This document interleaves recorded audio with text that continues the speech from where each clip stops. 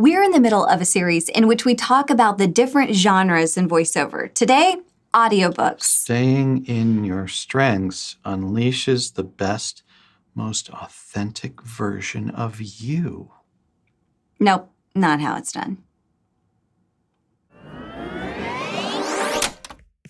In this video, we're going to talk about this quickly growing and vastly popular genre in the voiceover world, audiobook narration. Hey, I'm Mike. And I'm Heidi. We're owners of the Atlanta Voiceover Studio and ProVoiceoverTraining.com, and we want to equip, elevate, and inspire you in your VO career. Now, whether you're new to audiobooks or you've got some in your back pocket that you've already recorded, we think you're going to get some good info out of this. Now, if you found this video by accident and have no clue what VO is or a genre within VO, then check the video that we already did called What is Voiceover? The link's in the description box. Yeah, we're doing a series on voiceover genres and explaining each one with examples from me, Heidi, and some instructors from the Atlanta Voiceover Studio and ProVoiceoverTraining.com. As for audiobooks, to give you a good idea of how huge the audiobook genre of VO is, it's actually taking people away from music. It's amazing. An article from Digital Music News from November 2021 said music has lost 8% of its stateside listenership share to spoken word audio, including podcasts and audiobooks, since 2014, according to a new study. Just from a few years ago, an article in Goodreader said audiobooks are the fastest growing segment in the digital publishing industry. The United States continues to be the biggest market for the audio format, and in 2017, there was over $2.5 billion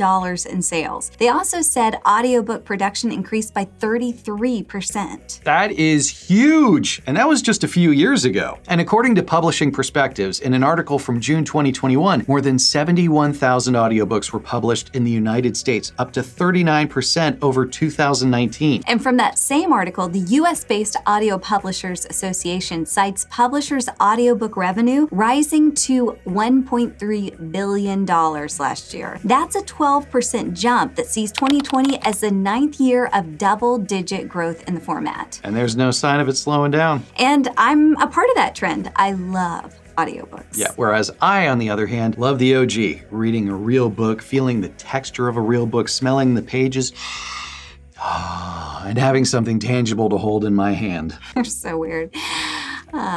Though I actually do like listening to audiobooks if I want to multitask and I have something going on in the background. But for we and you as voiceover talent, this is great news. It's a genre that's growing, which means more jobs. Now, we don't want to pose like we're the pros in this segment in the industry because no, that's not our specialty and we don't mind admitting that. So we defer to those who are, namely, number one, Aaron Spencer, and number two, Kurt Bonham. We interviewed Aaron in a podcast episode, which you can listen to at any time wherever you like to download your podcasts. Erin's an actress, voiceover talent, an Audie-winning narrator and director, performing on over 150 audiobooks, and she's directed just as many.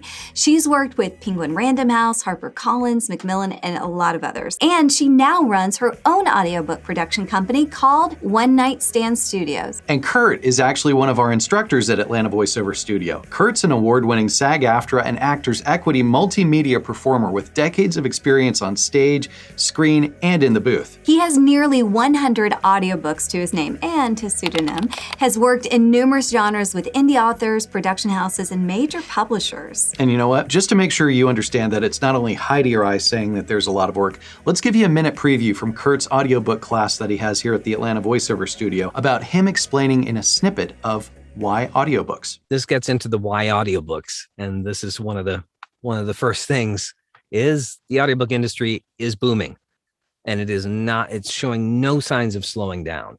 To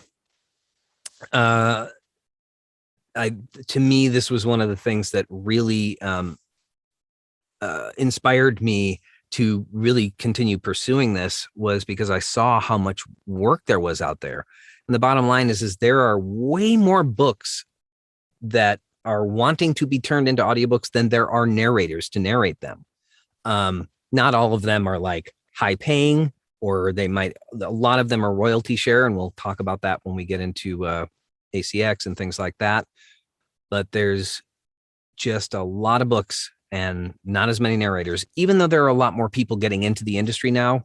there's still a ton of work out there for us. His class is really thorough, and Kurt definitely knows his stuff. Now, not knowing if you've listened to an audiobook or not, and just to give a baseline, and before we get into some more information, we wanted to give you a frame of reference for what listening to an audiobook sounds like. So here's Heidi reading a young adult audiobook sample that's just over a minute long.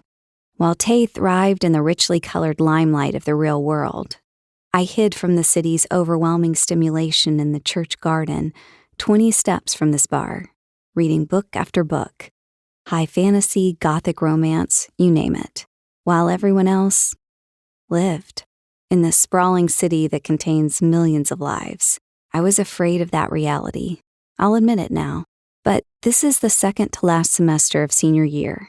It feels like my last chance to really live, to make up for lost time, to figure out what the cool kids know about the glitzy underbelly of this city loved the world over. Almost there, I type back, all chapped knuckles and numb fingers. My phone buzzes immediately, but it's not a reply from Kel. It's my sister, calling me for the first time in months. "Where are you?" Tay says, and she sounds out of breath but still sparkly. "Something huge happened." "Meeting some friends at a bar," I reply. She's walking somewhere. I hear the clacking of her heels. Tay is always in heels, dagger sharp. "You're watching a movie at the IFC alone, don't lie." My jaw would set if I let it, but we've played too many rounds of this game for that. "Aren't you supposed to be in Paris, influencing?" Did you use that as a demo? actually, yeah, I booked a job from it. Bonus. All right, now let's play a male voice sample. Here's an audiogram of a 1-minute clip from the book Kurt was nominated for in the Independent Audiobook Awards. He looked around the car again, reminding himself where he was. Apartment complex, right. The can of duster caught his eye on the floor, and he scooped it up without thinking, aimed the nozzle into his mouth, lips wrapping around the thing, finger finding the trigger. But no. He dropped the can back to the floor. He was already good, he knew. The old thinker was shut down like he wanted, and it would be for a few hours now. If he sucked down any more, he'd be out of his head for too long. Could be 12 hours or more before he was right again. Couldn't have that. He laid back, his body kind of falling into that dentist chair sprawl again, and he closed his eyes, and he listened to the whooshing and buzzing that he knew must not really be there. He needed to stay sharp for tonight.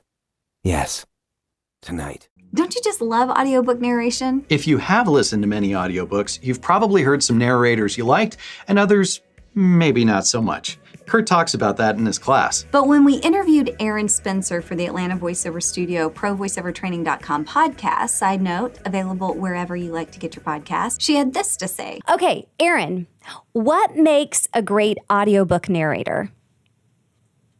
First and foremost is a great actor makes a great audiobook narrator.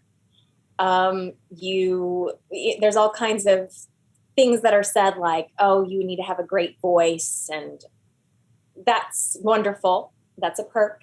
But first and foremost, you have to be a great actor. Audiobooks have a heavy load of telling a story, creating tons of characters, and you need to be able to do that and have fun with it. So I think that's really the number one thing that makes a great audiobook.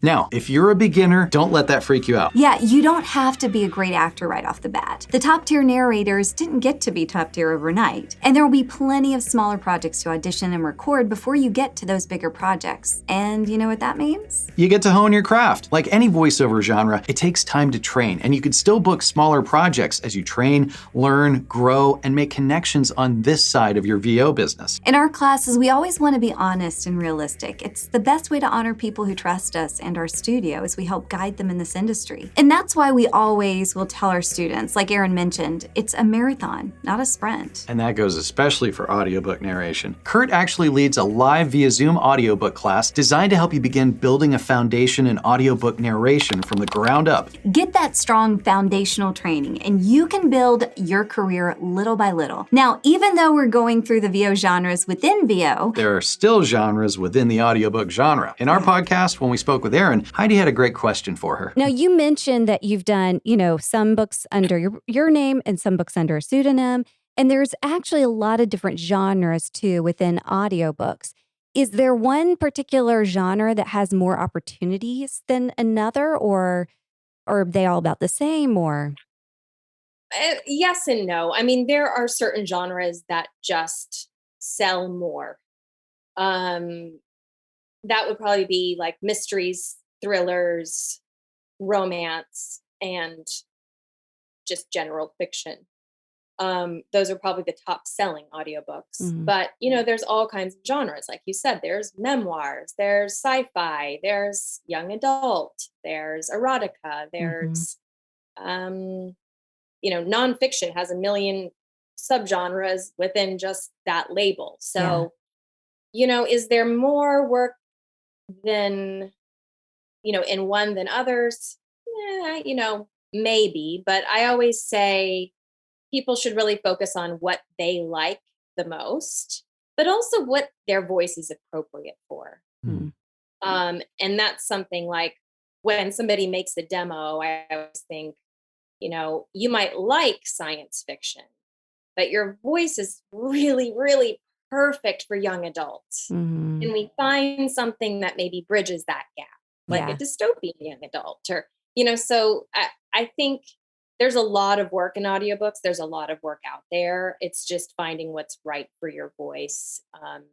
But also that's going to keep you interested and engaged. Because Yeah. if you don't like the material, it's not going to turn out that great. So I think it's a good idea to find a balance there. And Kurt, in his class, goes into the different types of audiobooks. Here's a sample if you'd like a glimpse into how in-depth he goes to help arm you in your career. I wanted to talk about the types of audiobooks, the different types of audiobooks you're going to get, which will obviously affect what kind of narration you're going to do. So the first one is solo narration.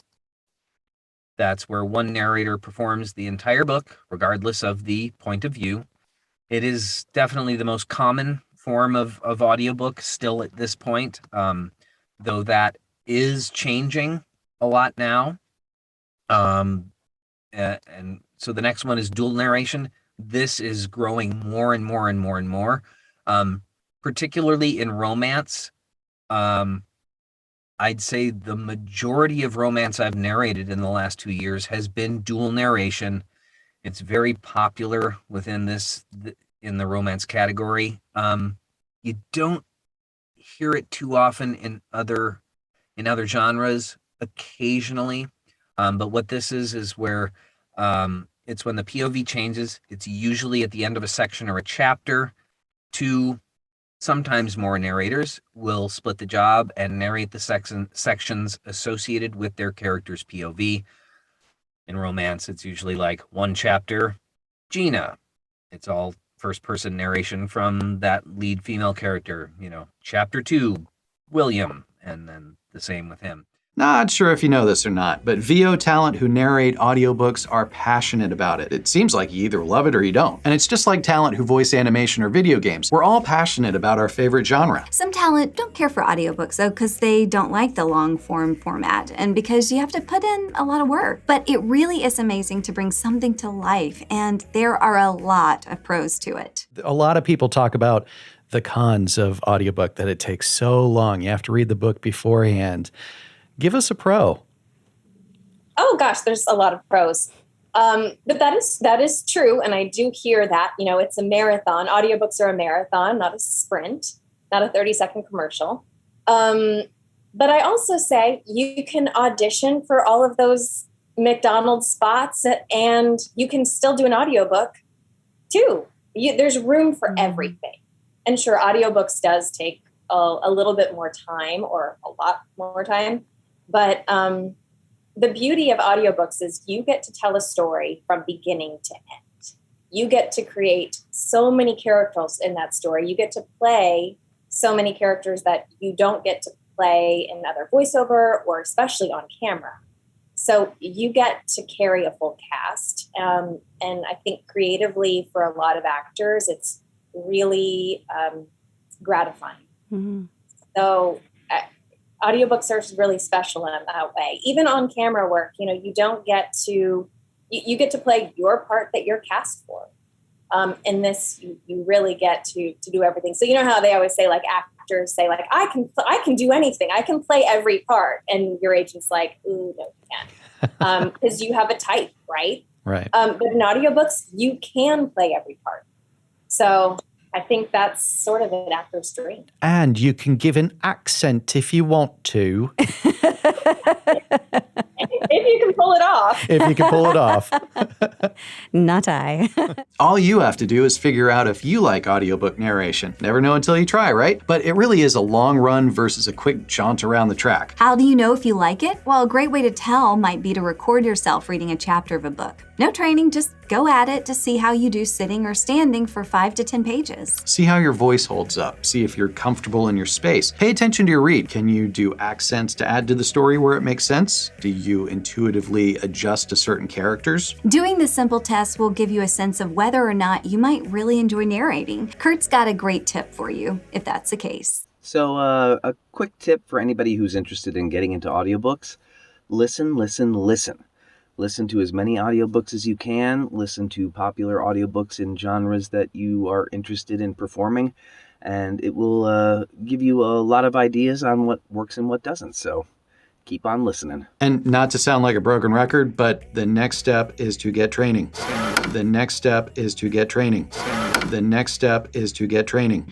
There's so much to learn within this genre, but when you go through in a class, Then you can learn incrementally and grow. You can take our audiobook narration class with Kurt live via Zoom by going to AtlantaVoiceOverStudio.com or coming soon in an on-demand format at ProVoiceOverTraining.com. woohoo! And when you get to be beyond just a beginner, Erin comes back to Atlanta frequently to lead a workshop that's totally in-depth. Not only does she go over pro audiobook narration advice, but she shares how to market your demos, how to create an audiobook business that's successful. And we usually get an audiobook producer for Q&A and to check out how you huge. do.